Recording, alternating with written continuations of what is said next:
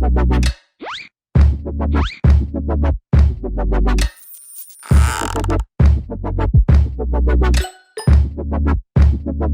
there, Board Game Brody here with Let's Table It, where we get games to the table. This time with Rheinlander by 25th Century Games. This is a prototype copy of the game here, and the game has actually been out. It's kind of a forgotten gem, a Knizia game, but it's updated and being republished again. So check out what this one does and check out how to play this game.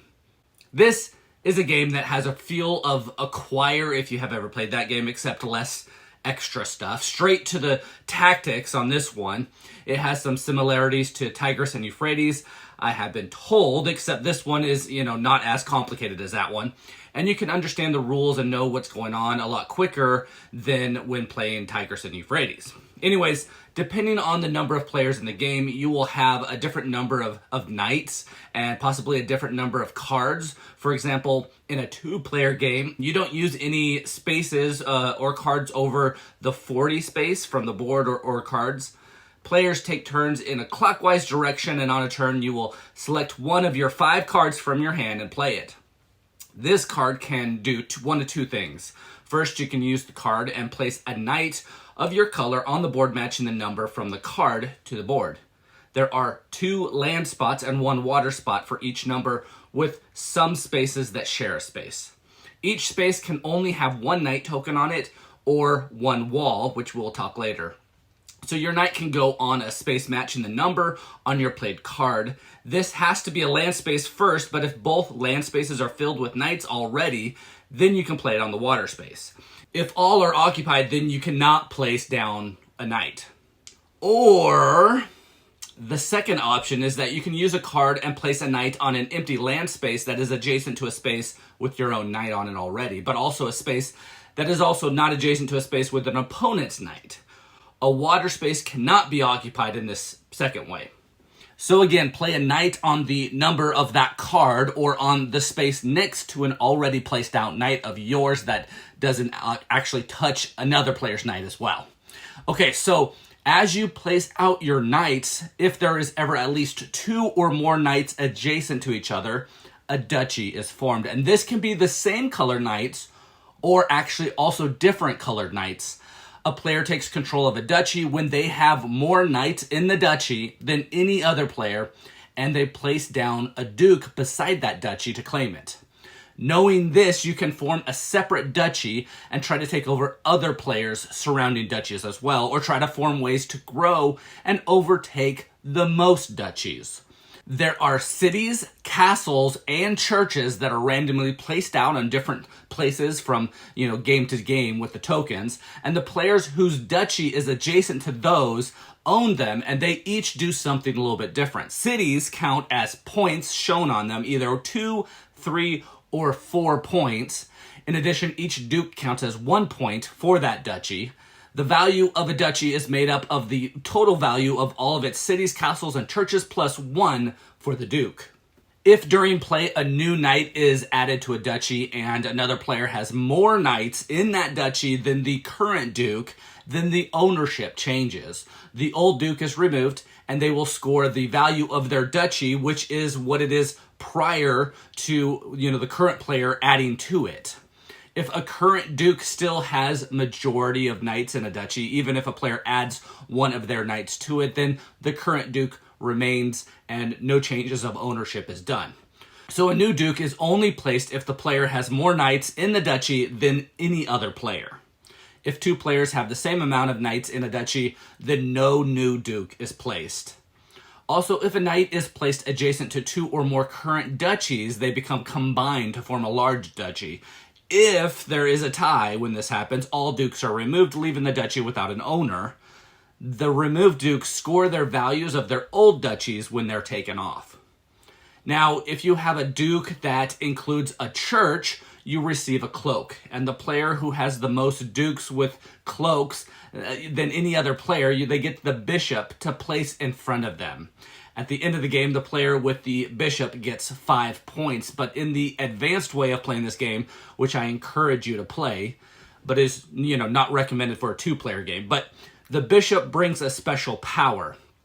When you play a knight, you can replace a knight of another player's with your knight. As the game progresses, the bishop becomes more powerful because more and more knights are placed out. But this conversion power can only be done in the area corresponding to the player card. And walls cannot be replaced. A conversion in this way can change ownership of a duchy, as a player might have more knights in that duchy than another player after this switch. Castles help defend the ownership of a duchy and make, more powerful dukes. When a knight is placed adjacent to a castle, then an additional knight is placed on the castle spot as well, counting as an additional knight for that duchy. If another player takes this duchy from another player, they will also then swap out their knights in the castle to whoever owns that duchy. Now, as players play and cards are played down to take actions, and at the end of the turn, a card is taken from the deck to add to the player's hand, there is a reshuffle card that is randomly shuffled somewhere into that deck.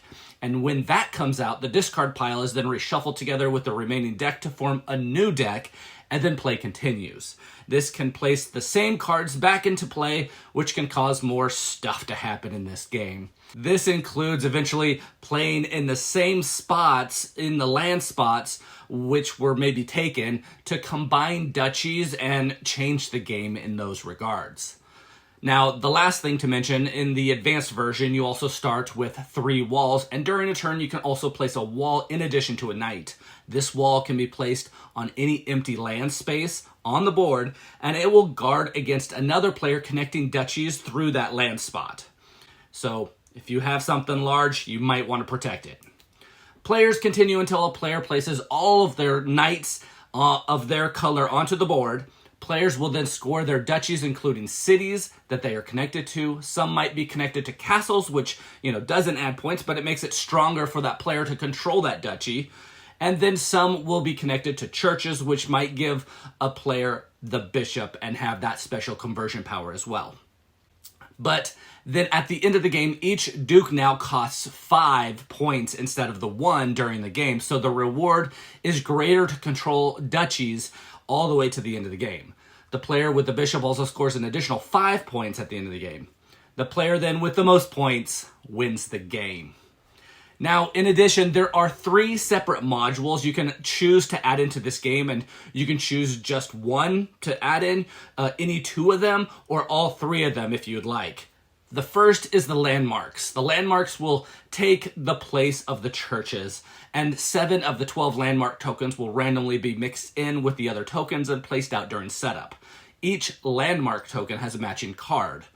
During play, each special landmark increases the value of the duchy by 1 point, and when taken over the duchy with each landmark, you will take the corresponding card that goes along with it, giving you that power as long as you control that duchy with the matching token. During final scoring, each card also lists additional points you will score for controlling that landmark. Real quick, let's go over these. The market lets you hold 7 cards instead of the 5. The farm village increases the value of cities by 1. The palace increases your dukes 1 point each. The crown is straight up 5 points. The windmill lets you change the number of your cards by adding 1. The hunting lodge lets you place a knight on an empty land space if all adjacent spaces are empty.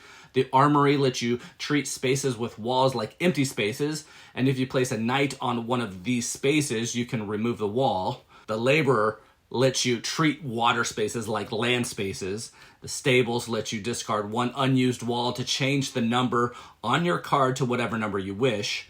The granary lets you discard 1 unused wall to play a second card, and you can do this 1 time per turn. The cathedral lets you discard an unused wall to play a card of an unoccupied space and replace the knight with yours. And the mine gives you 2 points if you add a knight to this duchy. The next module is the title cards. There are 6 of these, and when a player completes this situation that's on that card, they gain that card and its points shown. Pretty straightforward. So for the treasurer, the first player to own a duchy with 2 cities. The conqueror, the first to own a duchy with 2 castles. The powerful, the first to own a duchy with 2 special landmarks. The great, the first to own a duchy with 5 of their own knights, including knights on castles. The prince, the first to own 4 power cards. and the Crown Prince, the first to own 5 duchies. The last module to add in is the ship. The ship will move along the river, and players can place their knights on the land spaces adjacent to the ship as it moves. So 9 cards are shuffled into the deck, and when a player draws one of these, they will immediately play it and advance the ship the number of spaces on the river as shown. With this module, you now have a third option to place down your knight after playing a card, which is next to the ship. When the ship gets to where the river splits, you can choose which way it goes. If you move past space 54, it'll go back to space 1.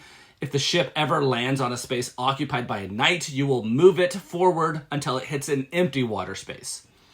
And well, that's how you play Rheinlander by 25th Century Games, an abstract strategy game, area majority game. Please like and subscribe to our channel. We are working hard to bring to you videos like this one so you know if these games here are ones that you want to get to your own table.